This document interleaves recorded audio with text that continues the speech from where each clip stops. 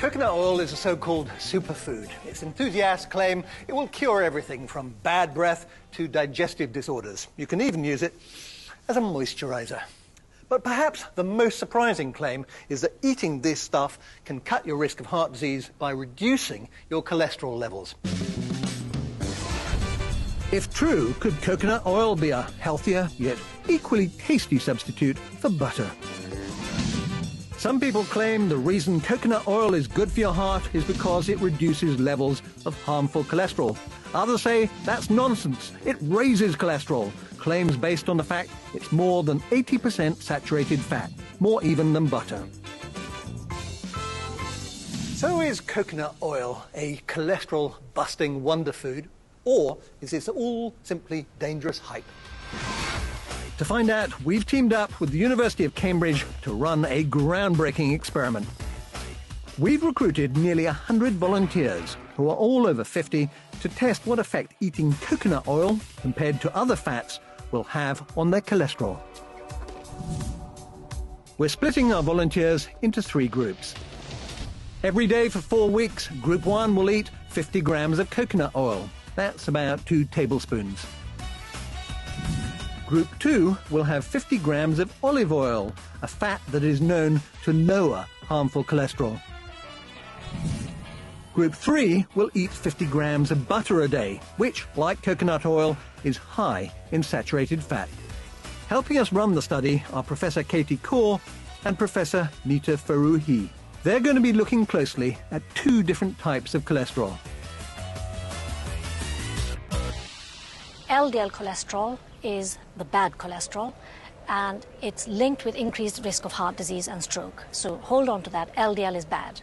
There's also another type of cholesterol, HDL cholesterol, and that is supposed to be good because it takes away the bad LDL cholesterol. Okay, so I was always taught saturated fat raises LDL levels. We know that coconut oil is rich in saturated fat, so presumably it's bad for your heart.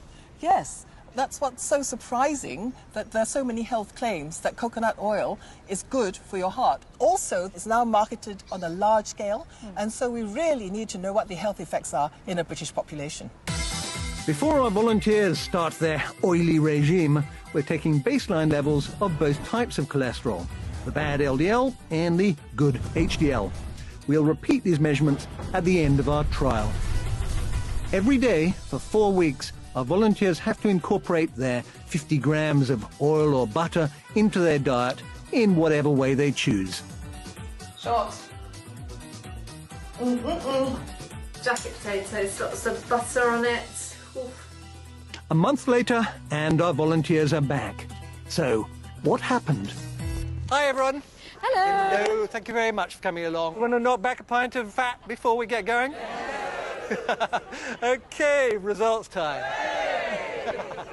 Well, for LDL cholesterol, which is the cholesterol that is associated with increased risk in heart disease, the people who were taking butter on average increased their LDL cholesterol by 0.3 millimoles per litre, which is about 10%. Right, so the poor old butter group, their heart disease risk went up, but in a way that was kind of completely predictable, Yes. Is that right? And when you stop having that butter, it reverts again. Yeah. On the olive oil, there was a very small average reduction, not significant, so essentially no difference in LDL cholesterol on the olive oil diet. Okay, so now for the big one, coconut oil. Well, LDL cholesterol for coconut oil went down by 0.09 millimoles per litre, so no overall increase in LDL cholesterol, which was really a big surprise for us and not in line with what we'd come to believe from previous studies. So, butter raised LDL and olive oil did not, both as expected. But surprisingly, neither did coconut oil, which is high in saturated fat. The fact that it didn't is really, really surprising. We also measured HDL cholesterol, which is the good cholesterol, and we found that coconut oil increased your good cholesterol, HDL cholesterol, more than olive oil and butter. Butter and olive oil both raised good cholesterol by about 5%, but coconut oil raised it by an impressive 14%. And because it helps remove the bad stuff, the more good cholesterol you have compared to bad broadly, the better. So, in our study, coconut oil did not raise bad cholesterol despite being high in saturated fat. And it also seemed to increase good cholesterol. So I must admit, I found that surprising, the idea that you can eat something which is rich in saturated fat and your LDL levels don't go up. Why?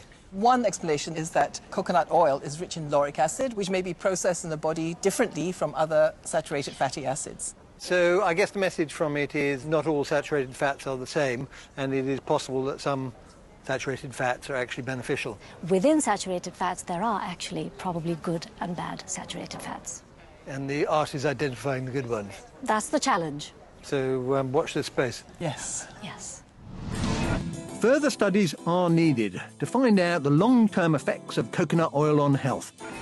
But our results were unexpectedly good. So I'm not going to be glugging it by the litre, but I'm certainly going to be using it more in my cooking.